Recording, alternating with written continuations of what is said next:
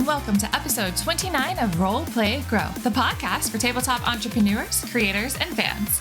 I am Courtney Stover of Lightheart Adventures, and in this podcast, we talk to the creators behind the brands and the tabletop roleplay gaming space about who they are and how they are turning their passion for gaming into a career.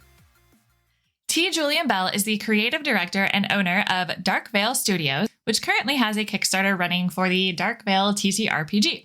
I'll be honest, y'all, I really want this game, and I think you should absolutely go check out their Kickstarter, which is running until October 15th. I'm not being paid to say this. I just think that the lore and universe building potentials sound really cool, and I'm also pretty fascinated by the mechanics that Julian describes in this interview.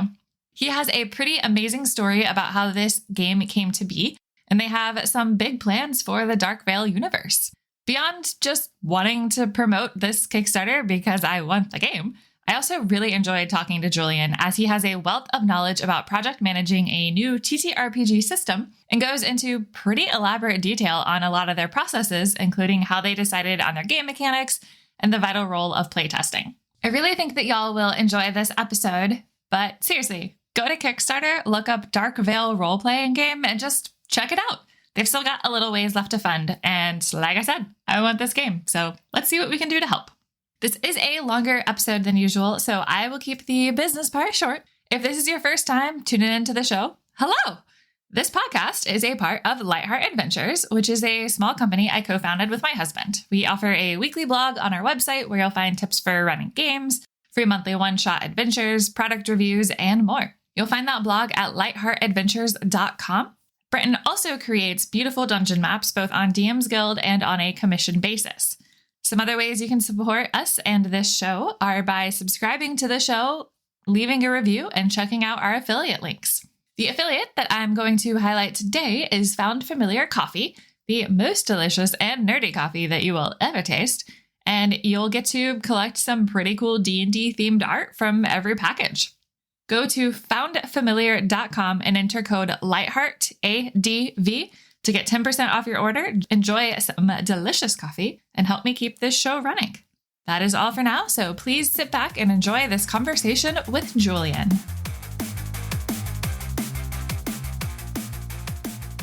Today, I am with Julian Bell, creative director and owner of Dark Veil Studio. Hello, Julian. How are you today? I'm good. How are you, Courtney? Doing pretty good. I am very excited to talk about your new game that just kickstarted or launched on Kickstarter a couple days ago. So thank you so much for coming on. I'm pretty excited to be here. Yep, Dark Veil, the role-playing game, just launched on Kickstarter. You can go check it out right now and go to our website if you want to find out more information as well. But everything's pretty much on the Kickstarter. Perfect. Well, to kick things off, can you start by telling us a bit about yourself and how you got into gaming? Yeah, so like most tabletop role players, I've been playing for dozens of years. I got into it about 20 years ago and just loved the hobby, fell in love with it, fell in love with the storytelling. I was big into theater and acting. I have a theater degree from college, and anything with improvisation and something where you could really just kind of open up and tell stories. And I love the idea that you could tell a unique story with every game and nothing was ever the same. Every single game had a different experience. And I just really latched onto that. And then I ended up working in the film industry for a long time. And I love storytelling there and that style of work. I love films.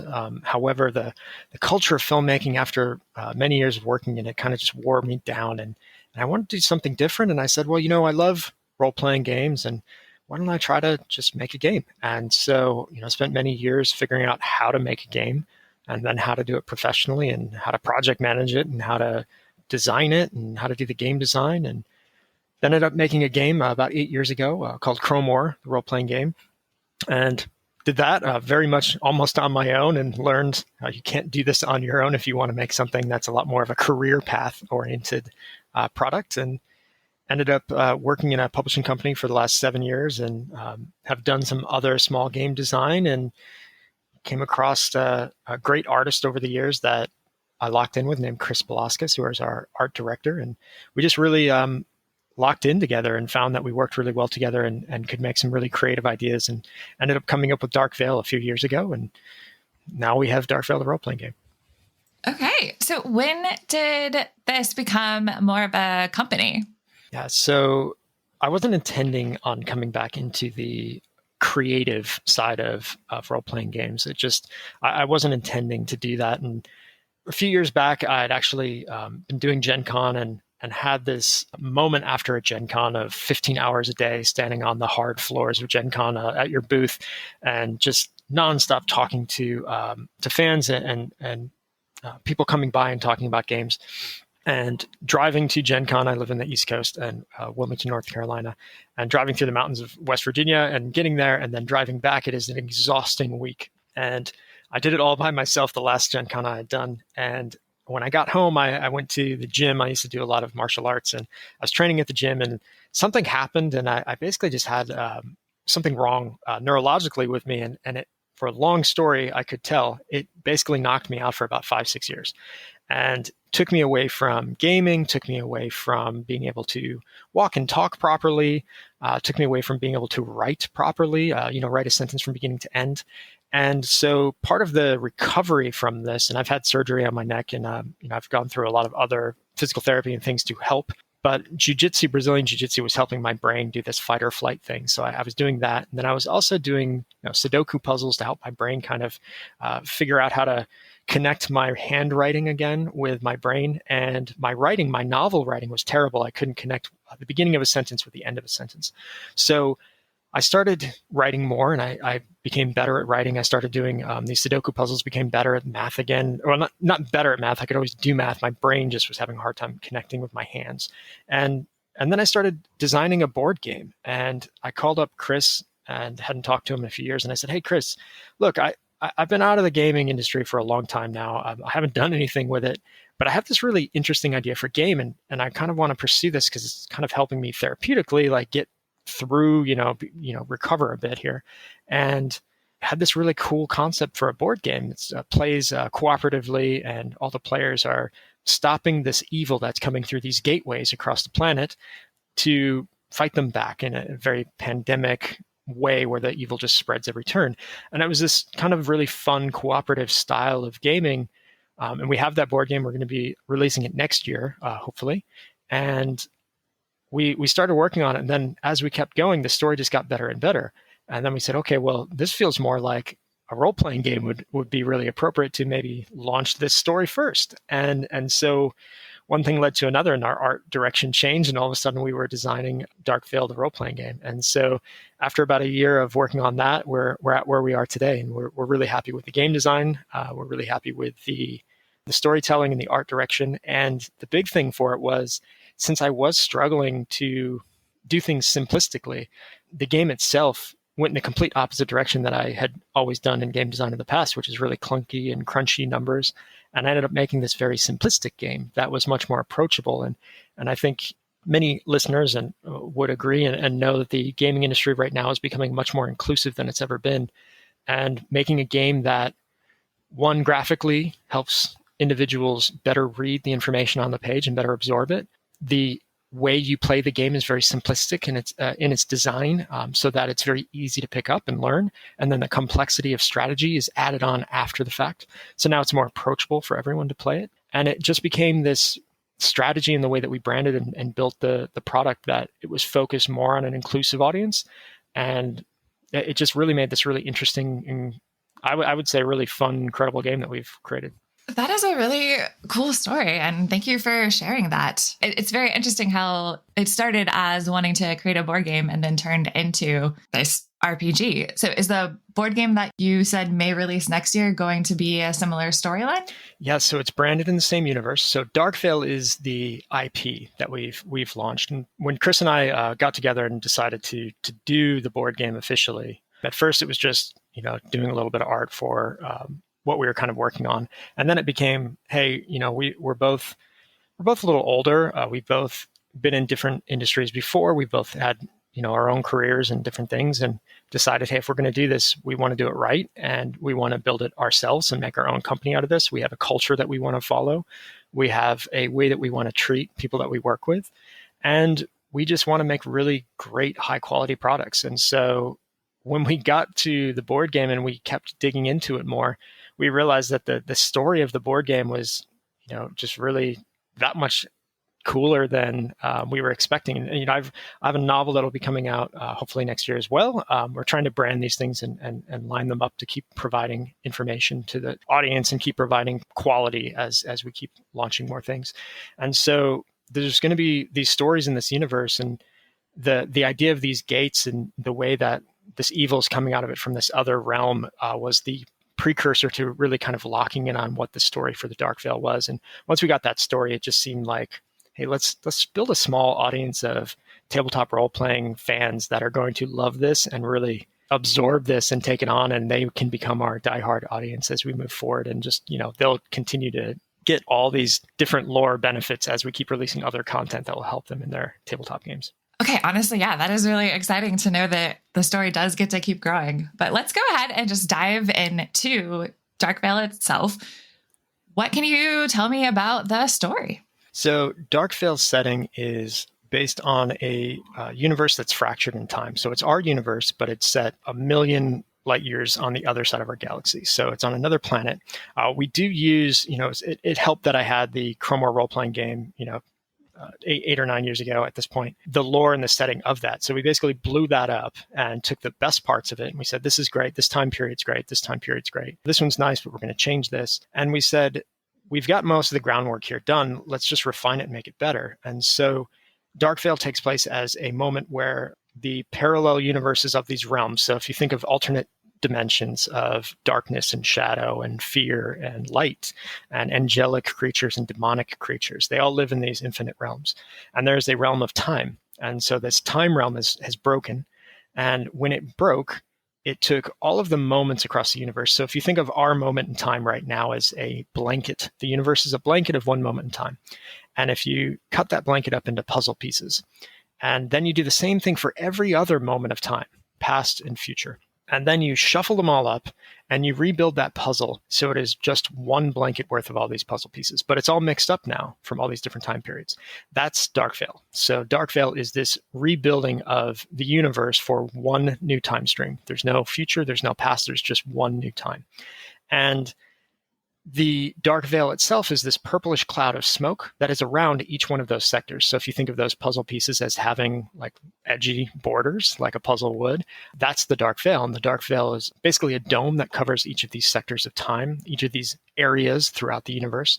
And if you were to go from one of these sectors and walk to the neighboring sector, you would have to cross through this Dark Veil wall.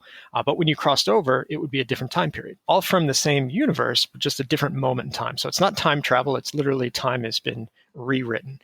And so the factions of Dark Veil's universe have worked together to build these gateways. And these gateways basically cut through that Dark Veil so that you can walk to the next sector. And so a year has gone since the event of the shattering of this time event, and all of these different factions are now working together to connect the different sectors of time. And all of these factions are working together to, or working against each other to control the different sectors of time. The veil itself, this purplish wall that's protecting or imprisoning all these sectors, is also a gateway to those infinite realms. So if you were to fall into this purplish Dark Veil wall, you would wind up in some unknown realm. So if you fell through it, you might wind up in like the shadow realm, or you could wind up in a frigid, cold, frozen place of unknown creatures and mystery. And you can navigate that travel through these different realms through the veil if you know where you're going. So certain magi are starting to understand how to navigate it. But also those creatures within those realms are starting to understand how to navigate out and reach into our universe. So that's really the conflict of the game setting, is that all of these different time periods, your character might be from one of them, but is now working with organizations from different time periods or across these different time periods, using documentation to travel through these gates, dealing with conflicts of creatures and monsters that are coming from the realms. The players are using magic. They're using tactics. They can steal magic and tactics from other creatures and other players and other things happening around them. And they basically interact in this survival-based new world that they have to kind of learn and discover together. What was the inspiration for this story? So the universe itself is a refugee world, and it was that, how do we create a new world that's not like other games, not like other worlds, but it was something that felt unique, but at the same time nostalgic, right? The one thing that I think we all love about storytelling is that it's 80% based in reality and 20% not. It's that 20% that's not. That's the exciting part that makes it different. I mean, I think, and I don't quote me, I think there's only, is it 9 or 11 different types of storytelling that is evolved with like Aristotelian structure coming back. I'm going to go back to date myself in college in the early 2000s, learning about storytelling and understanding like there's murder, there's love, there's betrayal, there's war, there's survival. There's only so many different stories you can tell. And I think when you get to like tabletop role-playing games and you get to, new universes, there's a lot of repeated subject matter. And so tried to kind of steer clear of all of the tropey ideas of universe building and really just focus on the things that felt cool and different, and then create a universe that was organically built out of the history of that universe. So when I made Cromor years ago, it was this 10,000 years of history, and started at the beginning and said, well, if this moment happens, what would happen next? And then built the entire universe history that way. And then that kind of gave us everything we need to use for Dark Veil, because we said, okay, well, here's where the fans really liked this part of the time period, and they really liked this moment in time and this moment in time. And so we took all those best bits and then dropped them into the Dark Veil setting. And now you have these best bits of, okay, how would they interact with each other? Okay, cool. Well, this organization would show up, and then this one would show up. And so that's really what inspired it was, oh, we really like the idea of steampunk, but we don't want the goofiness of the steampunk. We want more of a diesel punk feel in a World War I kind of emotional state. Great. Well, we'll put giant steam golem creatures that are on the edge of the Great Metal War front for this one sector. And they were put there by another faction that's now 300 years in the future. So they've made peace and they've moved on, but this group's still at war with the robots that were left behind. So you get these setups that become these really interesting hooks for players and for storytelling. And they just work really well. Yeah, it sounds like it's going to be really fun and unique to have all of these different scenarios with people from different, like your characters would have such a different perspective on life based off of which section they came from. Yes, absolutely. And when you create a character in this game, we don't have classes, and we try to do something a little bit different, which, I mean, there's so many role-playing games out there. So there's going to be a similarity to one game with just about every choice that was made. But it's about the choices that we made together that make up the whole. And when you create a character, you're creating a background origin. So you're choosing what time period is this character from? What ancestry are they from? So which, alien or species group have they come out of in their character's past? Was it working with humans from Earth that were brought to this planet as refugees thousands of years ago and then evolved on this planet with some of the customs of Earth? Or was it that you were an alien that was dropped off on this planet and had to survive and kind of build your own cultural identity? Or were you a alien ancestry that started on this planet and then you've had to evolve with all of these other kind of groups coming here? And so you start with that, so your character already has some sort of cultural identity, and then they choose their background, which is poor, rich, wealthy. You're brought up in the military. You make these choices as a player, and it defines for those players that sometimes struggle to figure out what their background is for their character, and also helps those players that already really know what they want to do to say, oh, this fits perfectly for me. And you start going down that. We also include sort of these introspective ideas of, is my character an optimist, or is my character a pessimist? Is my character interested in glory, or is my character just wanderlust, traveling the universe looking for adventure? And so we set those things up for the player ahead of time. And then as they go through, they choose an organization to start with. And we have 20 organizations that will be launching with the book. And those 20 organizations are what drive the player's initial thoughts and interests as, what do I do with this character? And those organizations will give the character special traits. Those special traits will then kind of define the character's starting point, but they are by no means set the character up to be destined to stay in that organization forever. And that's how you start the character. You also have these skills. So skills are the mechanic behind the game. There's no attributes. There are no additional modifiers to your character other than what you get in your background, what your organization gives you in traits, and then the skills themselves. And the mechanics are a D6 dice system that rolls for successes. And we can talk about mechanics if you like, but that really helps the character construction for the player, that the player feels when they start off, they already kind of know where they fit within the universe. And as we're writing these organizations, we're writing them as kind of lore background. So when you're reading what organization you're joining, it's not, well, you're a fighter, you fight something, your job is to go out and trip something, or your job is to go out and stab something, and that's your role in the party. Instead, it's you're part of this organization, and this is your role within the universe, and this is how your character fits into the bigger whole. Now, we're going to send you off to the rest of the universe and go survive within it with what you know. Yeah, that sounds really fun and like such interesting characters that we could make. But yeah, you mentioned the mechanics. And so I do want to talk a bit about the mechanics, but I also want to know, after we go over that, how you decided what your system was going to be, because there's a lot of options that are out there that already exist and can be adapted, or, starting from scratch. I just love to know a bit about that decision process too. Yeah, that's probably the $1 million question for a game designer. And I'll say, I'm not perfect by any means.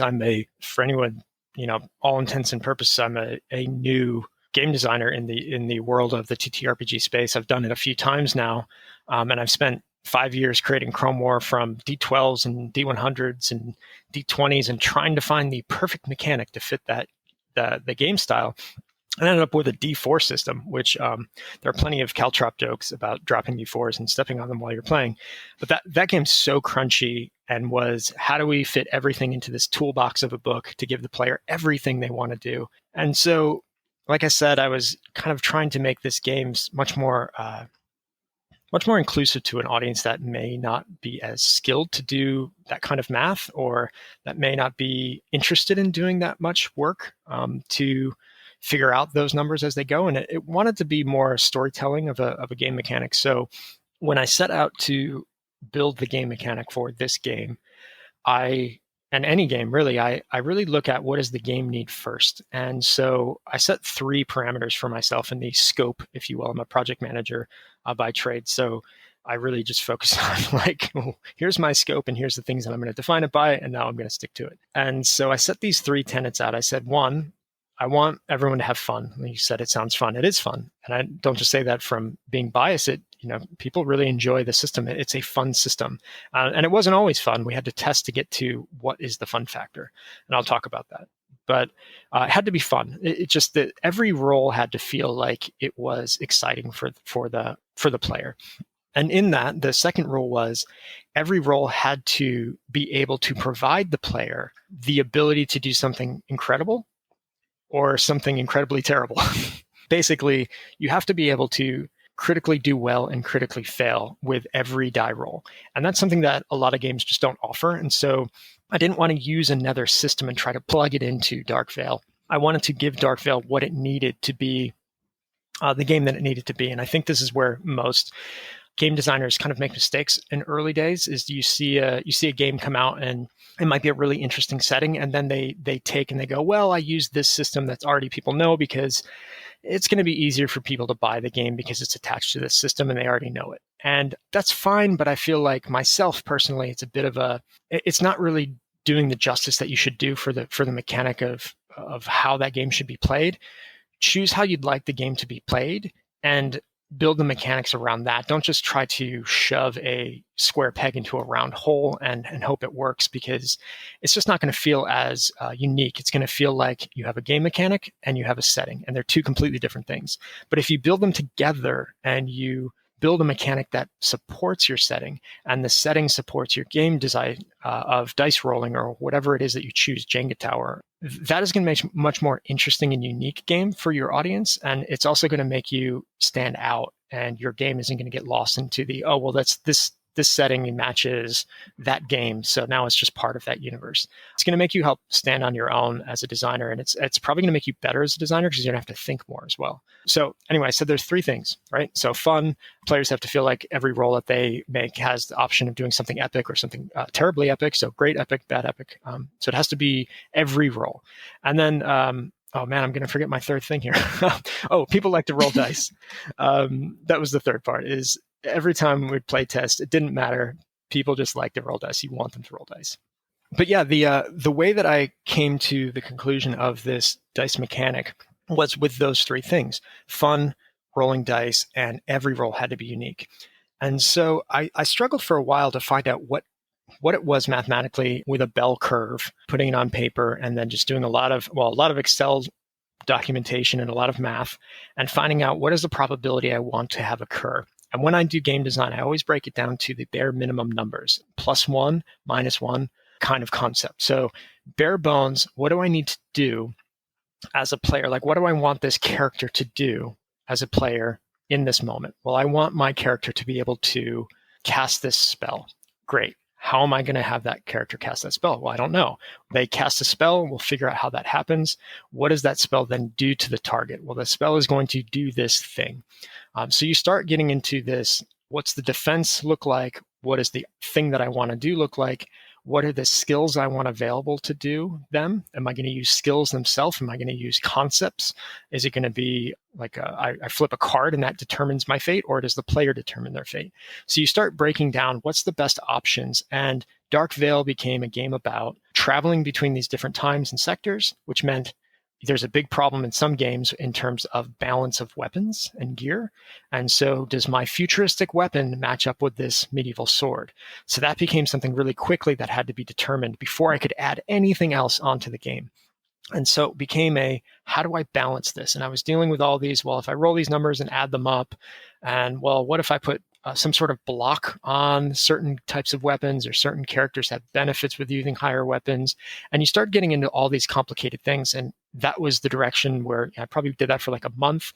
And I decided this is too complicated. I need to strip all of this away to its bare bones. Role playing is about making a story and telling that story. And the dice really just help determine the fate of the story. And so I had to tear down all those complex things, and eventually came to the idea of success-based rolling. And I know other games do this. I'll be honest, I'm not familiar with a lot of other games, so I can only base on someone saying, that sounds like this game, but this mechanic's not in there, so it's slightly different. So I came to the conclusion of success-based rolling, which I found D6s had the best math for that. You've got 1 to 6. You roll the D6, and decided that a 5 and a 6 would be successes. And then eventually decided that a 6, if it landed on it, it would explode and you get to re-roll again. So that fits that tenet of the player gets excited about rolling. And with those rolls, every roll could potentially land on a 6 and they could keep rolling it. This goes back to, I think, Shadowrun, which uses tons of D6 dice. If you roll I played that ages ago, and I remembered the excitement you got when rolling a 6. So I said, okay, well, that's a great concept to glean from that. And so 5s and 6s are successes. 6s explode, you re-roll them. So we play tested this for several months, and it went really well. Players really started to like it. And so the balance became not about +1, +2, +3. It became about how many successes do I need to complete this task? And 1/6 chance of getting that re-roll. You've got a 2/3 chance of getting a success in general on your roll. And then it became well, how do I balance this out? Well, I'll just give more dice to the player. So how many dice is too many dice? What's the perfect number? There's a lot of bell curves and math here. We found that 4 dice is when it starts to become a lot easier for the player to complete certain things. So your skills range from everyone gets 1 die in everything, and then up to 4 die is kind of like that starter zone. So you create your character and you can only have up to 4 dice in any skill.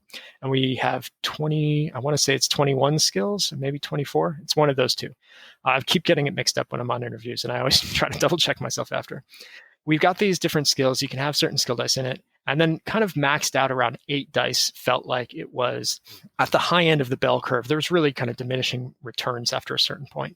And so those 5, 6, 7, and 8, having that many dice in a skill, became the higher level. So you can unlock those additional dice by spending story points, our form of experience. And so that became the mechanic of, here's how the game is played. You roll these dice to gain these successes. It was great, except it was missing something. It was missing that critical failure element. So you've got this chance to always succeed with those die rolls and always feel like something epic could happen, but there was no failure element.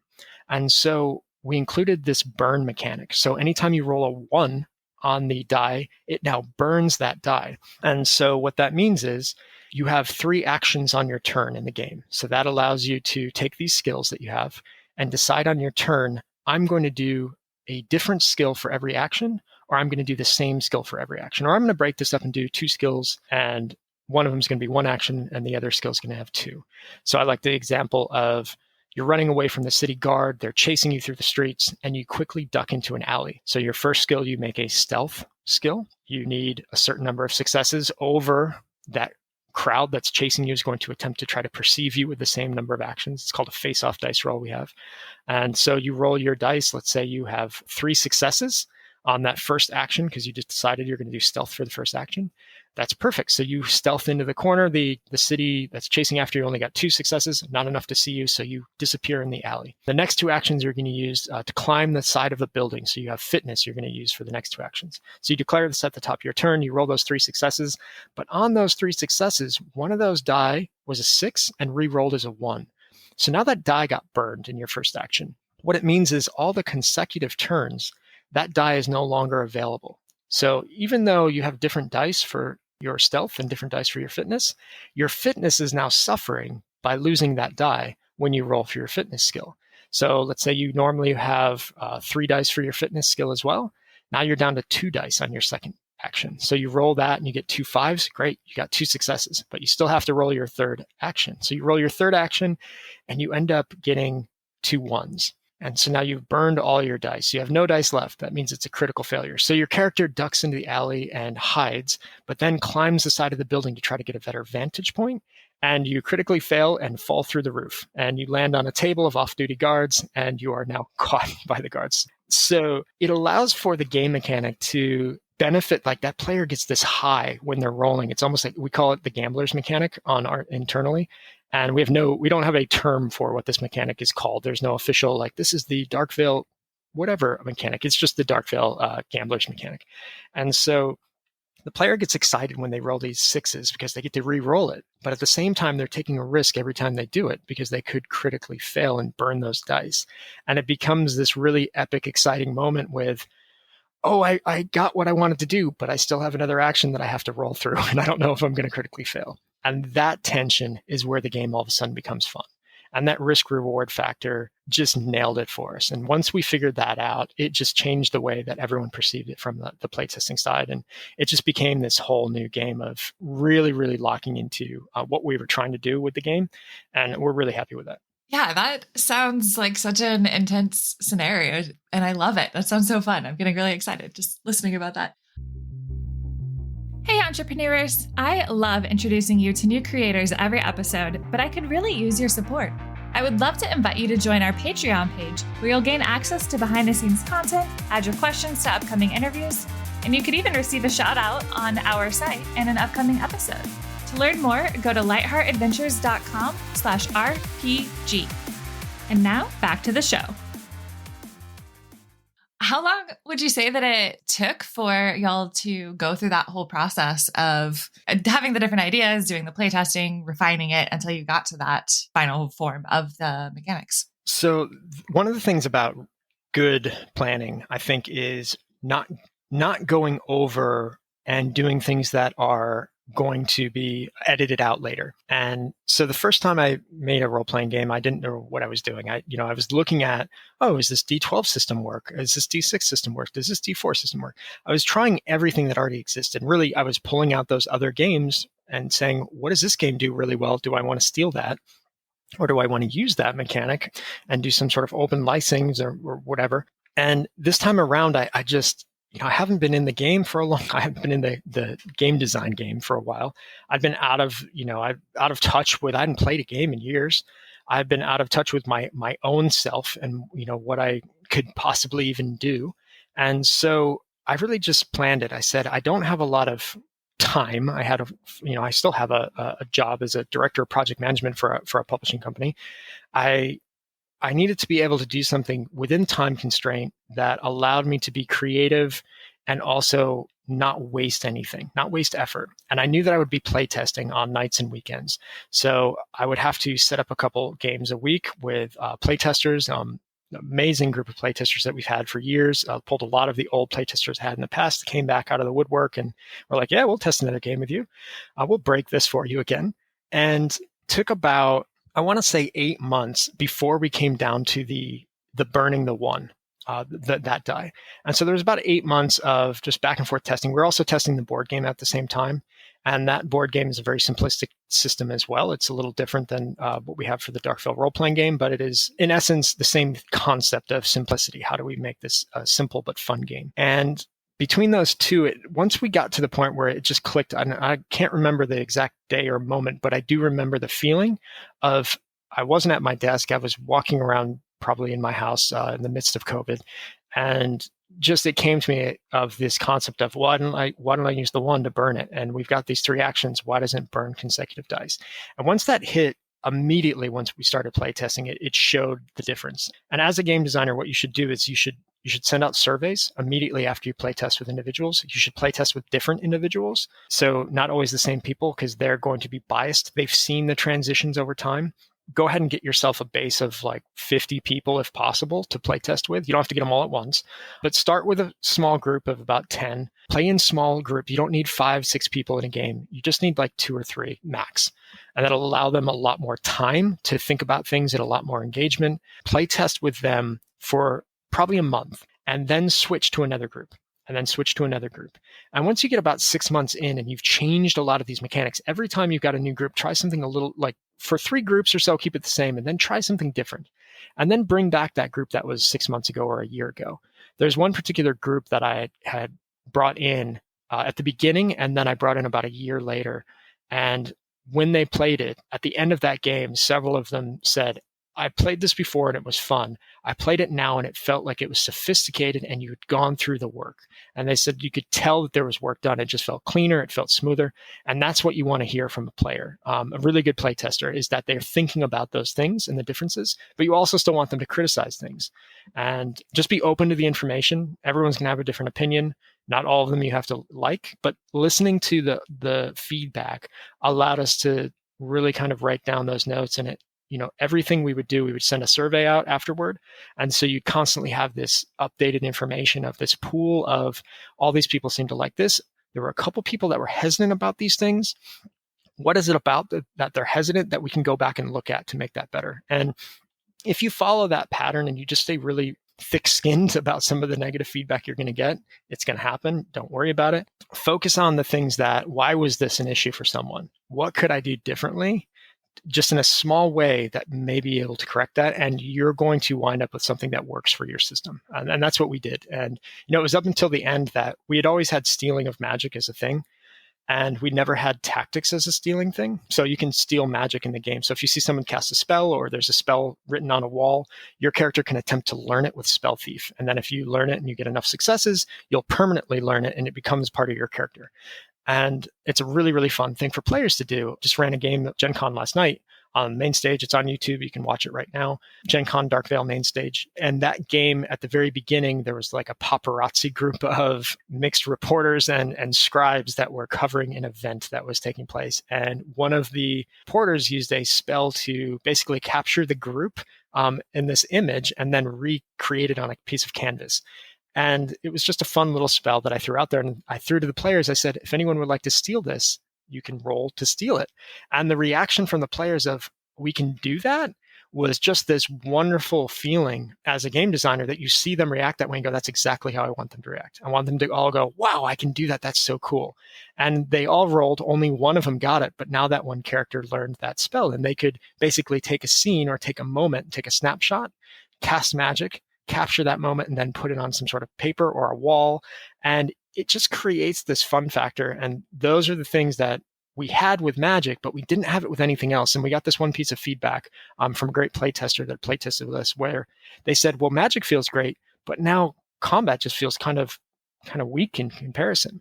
And so what's the value of me being somebody that swings a sword? And so we just looked at that one piece of feedback and it was one player. And I went, yeah, duh, we screwed up. We should have tactics be able to be stolen too. If somebody does some sort of cool fight sequence, you should be able to do that same thing. And so once we added that, it balanced it out. And Yeah, from game design perspective, when you're testing like that, you just listen to the audience. That even if you don't agree with it, because you have your ego is a little strong, at that moment, you're really proud of what you've created, and somebody's knocking it down. Just listen to it. Just be a really good listener and go, okay, well, I may not agree with them, but why do they feel that way? What is it that's making them feel that way? And once you touch on that, you can just correct it. That's really good advice, and those are some really great examples of just the journey that it's taken and how amazing your playtesters sound. They're it. I mean, I would not be able to do this game. It would not be the game that it is if the playtesters weren't there, if there wasn't an audience for it. I mean, at the end of the day, we're making this game for people to enjoy and have fun. I'm not making it because I just want to prove that I can do it, right? I've done that before, and I'm happy with the game that we made before, but this is something different. This is a game it's almost like we're challenging ourselves to make the best possible game that we can make. And we don't really care about having to appease a system that already exists. We don't care about having to appease a setting that already exists. We just care about making the best quality setting and game that we have. And the end goal of this is to create a brand and an IP that we'll have novels for. We'll have potentially, TV shows or comic books. We want to do all those things with this IP. We think that it's a really exciting idea to have a episodic TV show that took place in a sector that was building a gate to go to these different time periods. And the creatures that could come out of the veil and the conflict of the different factions fighting, you could spend an entire season in one sector. And then the next season could break into a second sector or into the veil itself. There's so much great storytelling here that we just couldn't let it go. And we realized we were just on to something really cool. Yeah, I love that so much.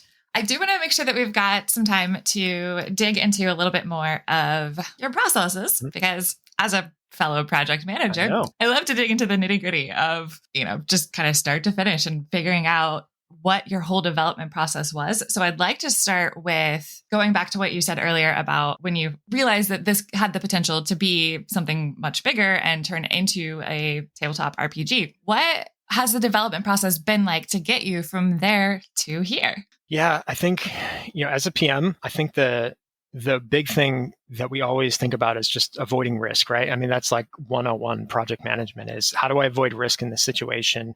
What's the time? What's the cost? What's the quality level we're looking for?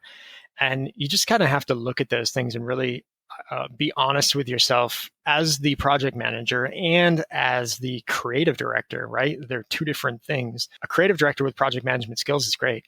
A creative director with a bias of, I really want to make this thing this way, is dangerous when you're a PM. I'm a really terrible project manager with my own creative ideas, right? I want to edit my own stuff. I want to go back and add things when I'm past a deadline.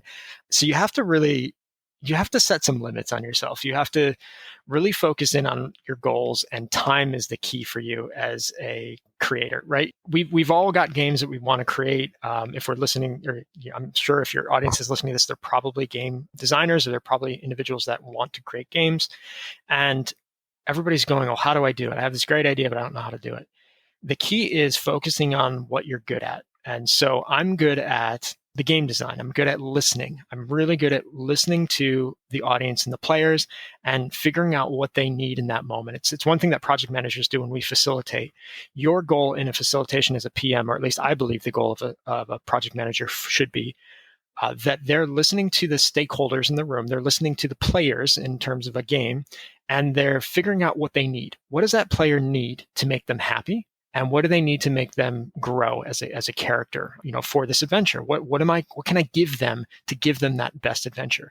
In a project, you do the same thing. Oh, this engineer needs this builder needs this, the marketing team needs this.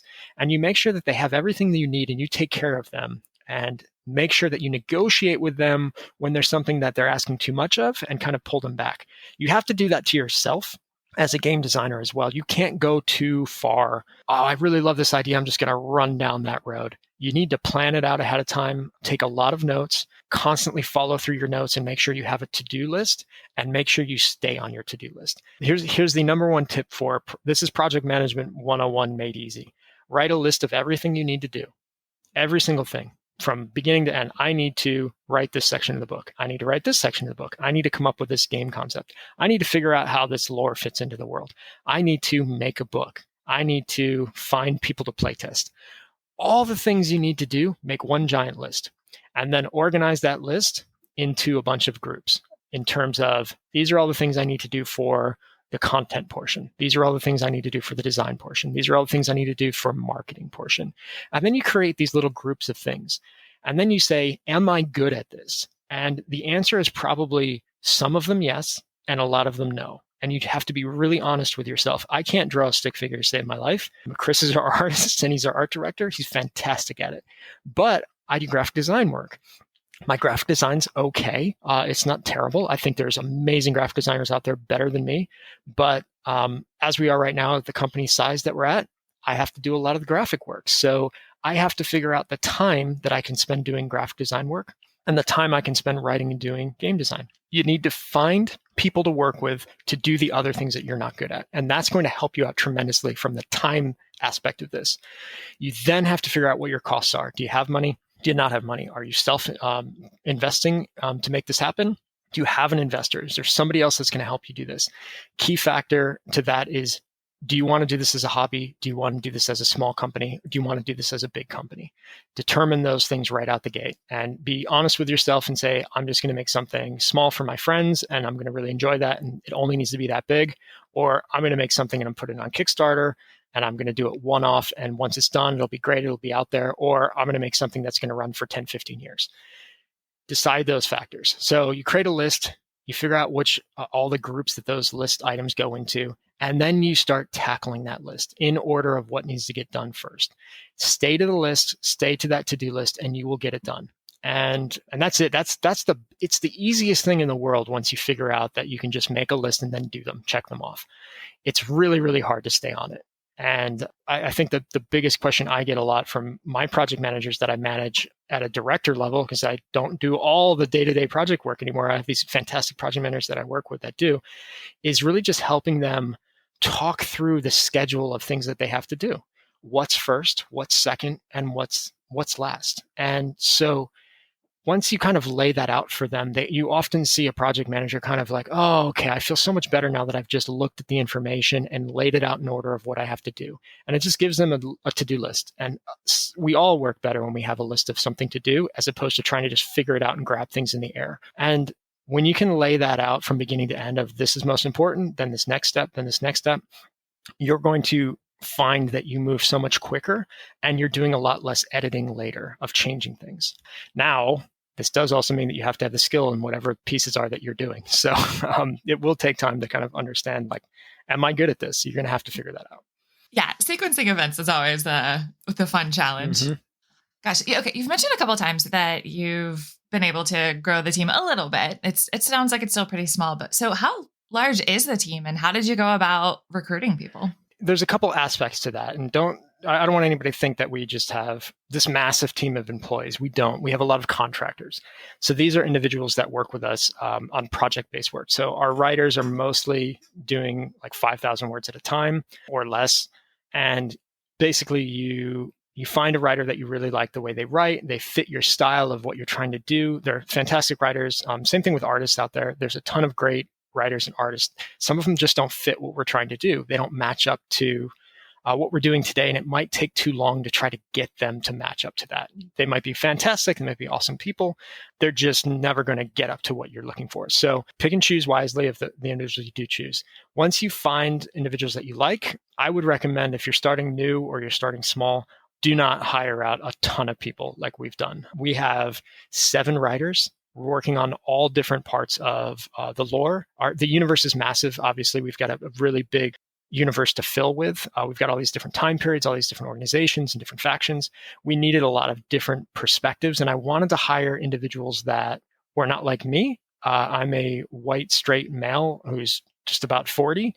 I wanted perspectives of individuals that were not that. And so, trying to find writers that had other life experiences, it was going to give the work more different options and direction in the style that it's written in.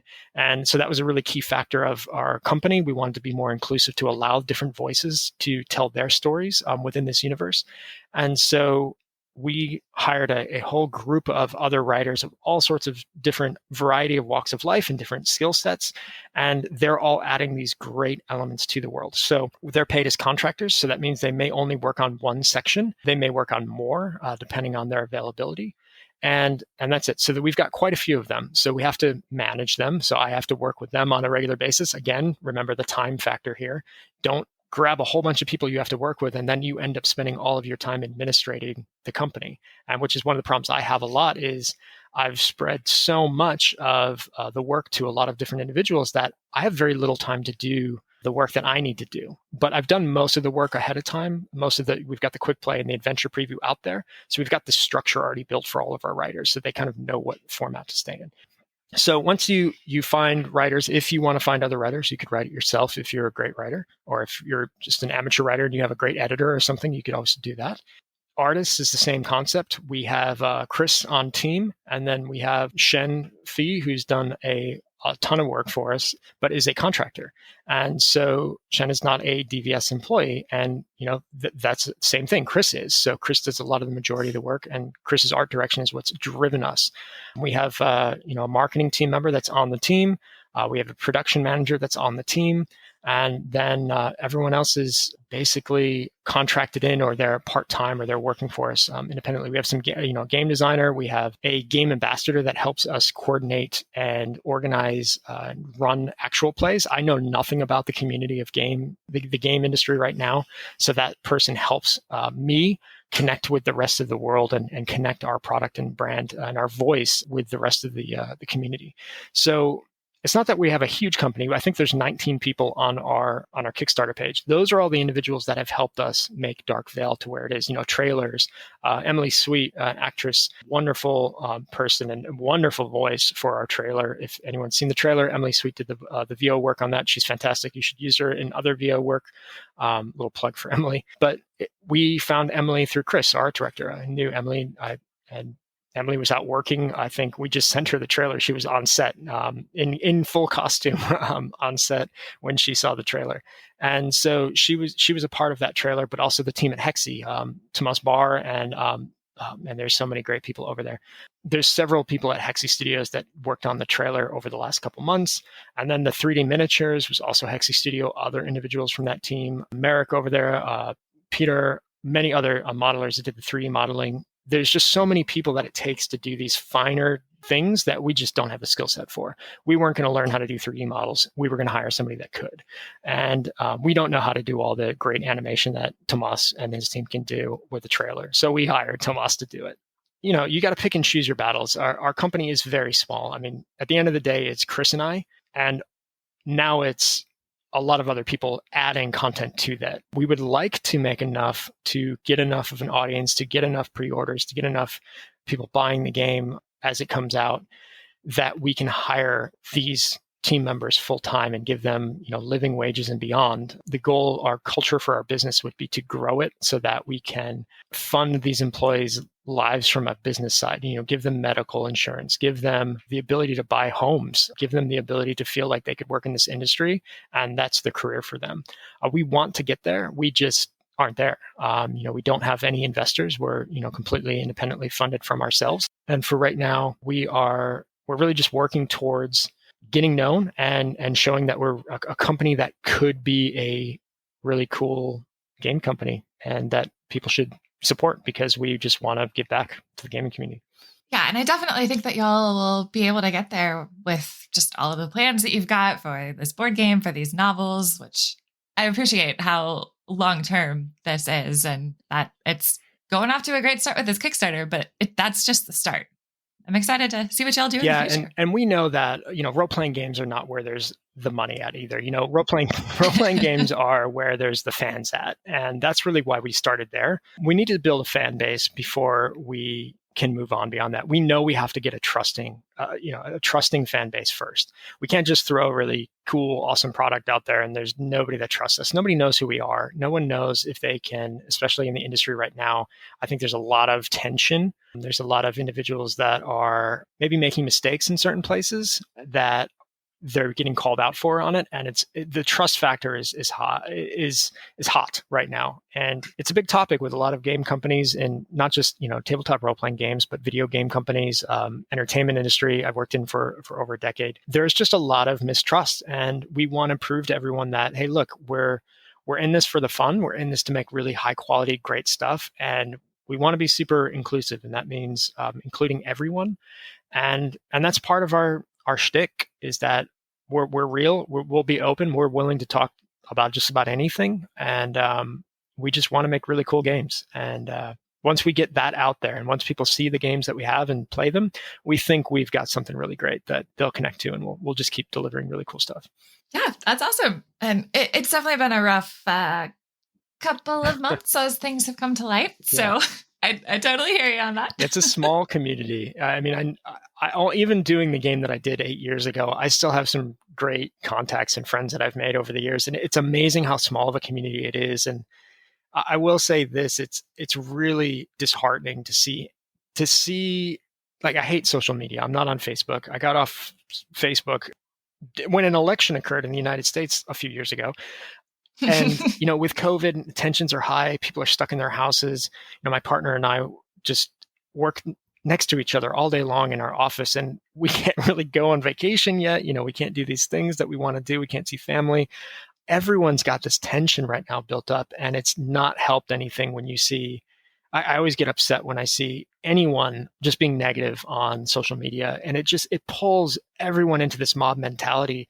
And right or wrong, I just hate seeing the negativeness. And, I'm in this industry because I want people to share stories and have these really great experiences. And when I see that, it's really disheartening. So my message to all of you is, before you click send on something, take some time and just think about what the purpose is of why you're sending it. Are you sending it just because you're angry, or are you sending it because there's a reason? And just let's all try to talk a little bit more. I think that would be helpful too. Yeah. I'm only on Twitter these days because of trying to be in this industry and connect with people, but it's rough. Cool. Well, I know that we are getting a little bit closer to the end of our time, but I do want to make sure that I have a chance to ask you a question that I like to ask in all of my interviews, which the reason that I like to ask this question is that we love to focus on, the cool projects and how awesome it is to work within this industry that we love.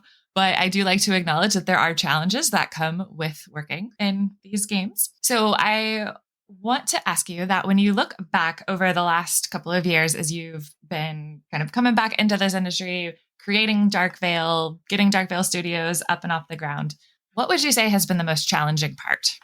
I mean, kind of what we were just saying there. I think the challenging part is that I think, because the industry is so small, because it is an industry that is built around, and we're talking just tabletop role-playing games here, not board game industry and novel industry and whatever else. It's art. Art is a passion thing. And I think when people play role-playing games, often, myself included, we take on these games and we make them ours, and we often feel like they belong to us because we spend so many hours playing them. And I think that there is a challenge as a game designer, especially as coming back into the world, brand new game designer. I don't have the credentials behind myself. I have to rely on others on our team and these great fans that are just promoting Dark Veil already out there in such great ways. The challenge is having the thick skin to understand that everyone's going to talk to you a little differently. So since it is a smaller community, it's very easy for someone to just contact me. It's very easy for someone to make a post and direct it at me, or come to our Discord, or jump in a game with me. And I think what a lot of times people forget is that there are, 19 other people that are helping us make this thing real. There are hundreds of other people that are not posting on something that are also following it or playing it. And a lot of people sometimes take games on to be their own, and they want everything one way. And kind of where I'm leading to is there's a politeness factor that I'm going to call it out right now. And there are a lot of people that are very rude when they talk to you. And as a company, it's very disheartening in the community to have that. And that is the hardest thing that I've seen in this TTRPG space, is that there are just, it's the tone, it's the way you talk to someone. And, your website is doing this and it's bad and I hate this. Those kind of things are very negative. And what they may not realize is the graphic designer that put that together or the editor that did that spent a lot of hours to do it. Or maybe they were doing it out of the kindness of their heart, possibly. And when people act that way, it's very negative. It's very hard to want to work in this industry when you see that kind of negativity. It's the same thing with social media. I'm on social media to promote our business. I would have a hard time going to it on my own if I did not have this business, simply because I don't like that kind of negativity. And I'm a very want to look at the positive, glass half full person, but it's very hard. It's a challenging thing. You got to have thick skin to be able to do this and to be able to respond back to people in a positive way as well. Like, hey, look, I hear you. We're going to work on that. Thanks so much for the feedback. It gets incredibly challenging after the 50th person's just been rude. And I feel bad for the others in the world of any product that they're making. Even the film industry, it's the same way. Somebody works really hard on a film and there's hundreds of people that work for it. And then someone goes online and just trashes the film negatively.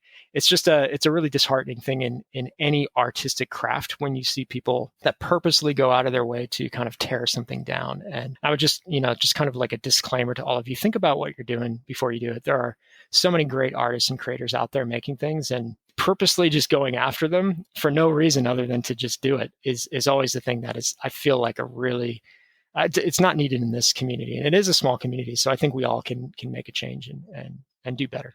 Yeah. It's like having that protection of the screen and being able to be anonymous can definitely make people into total jerks. And it's not that, we've had nothing terrible, but this is more of just the perception of the industry. And, there are some things that have been said that, you go, wow, does this person realize that there's a human on the other side of this? And do they realize we're making this game for them? And it's really, and keep in mind, that's the 1%. There are 99% other individuals that are just great and really wonderful. And it's just that would be my advice and my thoughts about that's the most challenging part of this industry. There are plenty of other industries you could work in. There's also negativity out there, but I feel like because we make such a personal passion to make these things our own, we take a lot of that ownership on in a lot of ways. And sometimes that passion can be needs to be just check what you're saying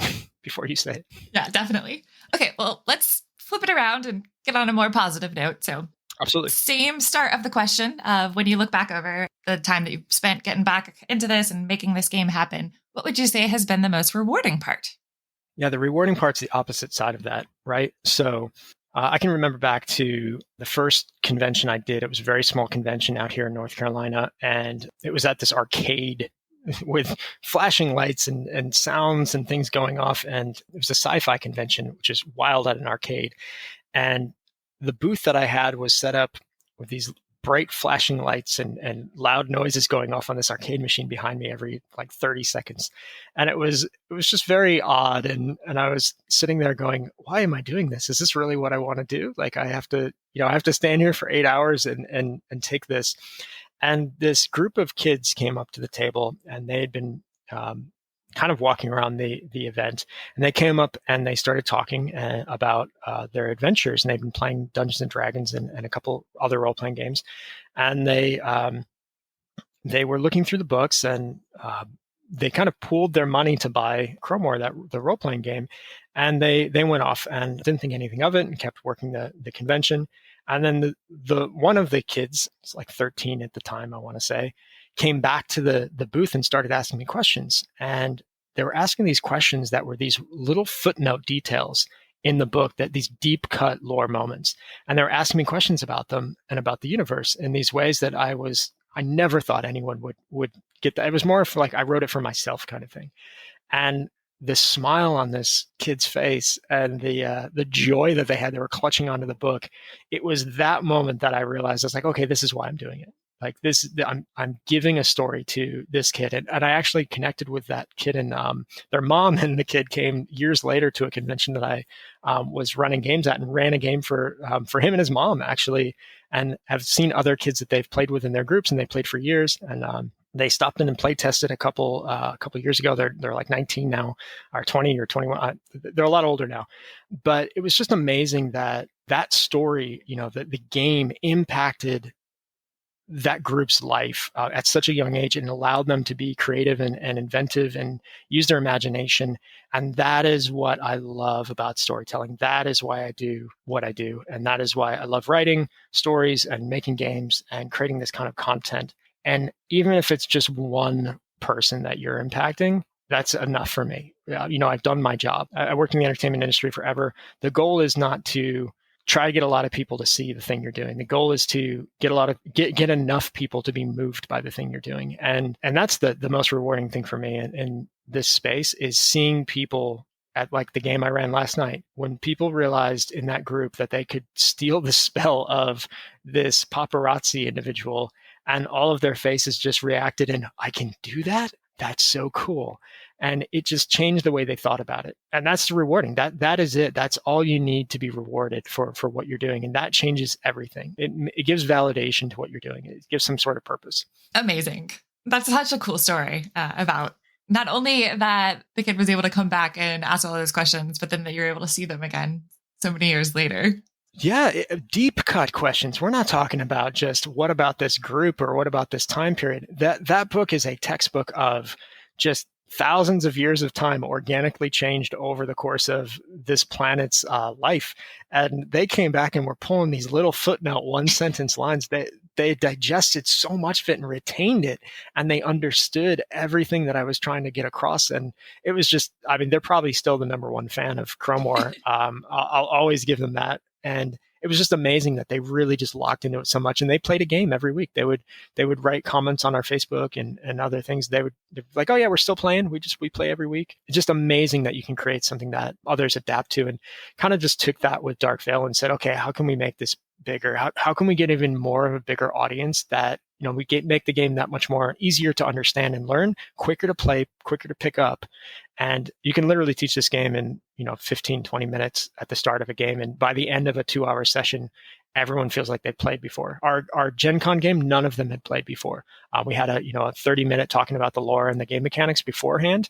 No, none of them had ever played the game prior to that. And you'll think that they've been playing it for, at least a couple of weeks, if not a month. It's just that easy and fun. And that's really the wow factor for me for creating this game was, okay, we're doing something right here. If we can make a fun game that's quick to pick up, easy to learn, and is just filled with lore. I know I'm kind of doing a sales pitch, but it really is all those things. And it's fun for me to run. It's really easy as a storyteller to just organically make it up. I never pre-write anything anymore. It's all just organic as I go. But yeah, it's just that's such a redeeming, wonderful thing to get that kind of reaction from people. Oh, it's so cool. I'm so excited to dig into this game when it does come out. But seriously, this has been a really fun conversation. Thank you for coming on, and tell me, where can people find you, find the Kickstarter? So on Kickstarter, it is the Dark Veil role-playing game. Dark Veil role-playing game, you can type in, or you can go to our website at darkveilstudio.com. The website has a whole bunch of links to the Kickstarter as well. So you can just go there, watch the trailer, either on the Kickstarter page or on our website, download the quick play. So you get the free, I think it's around 30 some odd pages of a quick play to teach you how to play the game. Download the adventure preview. So you can download a starter adventure that will take you through several hours of gameplay, if not more, and has hooks to keep playing. We've got 7 pre-made characters right now already on the website that you can play. And basically, you have everything you need to start running and playing the game. If you've never run a game before, you just need to read the quick play, and then the adventure preview will help walk you through those steps. You can also watch our YouTube videos, Dark Veil Studio on YouTube, that will talk about, you'll see a video of a game actually playing through, and then you'll see a couple videos about talking about game mechanics and such. Otherwise, at Dark Veil Studio is our Twitter. You can follow us there, and I'm at tjulianbell on Twitter, but I will say that I'm more active on the Dark Veil Studio one than I am on my own. Perfect. I will make sure that we've got links to all of those in the show notes. But thank you so much for coming on today. This has been really fun. No, thank you. I'm really excited to talk to a project manager for one. Yeah, you kept just throwing out things, and I was like, you're speaking my language right now. You just finished another episode of Roll, Play, Grow. To check out the show notes from today's episode, you can go to lightheartadventures.com/RPG. To keep up with every episode, please subscribe on your podcast player of choice. And if you're enjoying the show, I would absolutely love if you would leave me a review and share this episode with your friends. Your review might even get featured on an upcoming episode. To follow me on Twitter, you can either find me at lightheartadv for our business account, or at KetraWCR for tweets on gaming, my dog Bowser, and other random shenanigans. You can also find us as Lightheart Adventures on both Instagram and Patreon. Thank you so much for listening, and I'll see you next time on Roll, Play, Grow.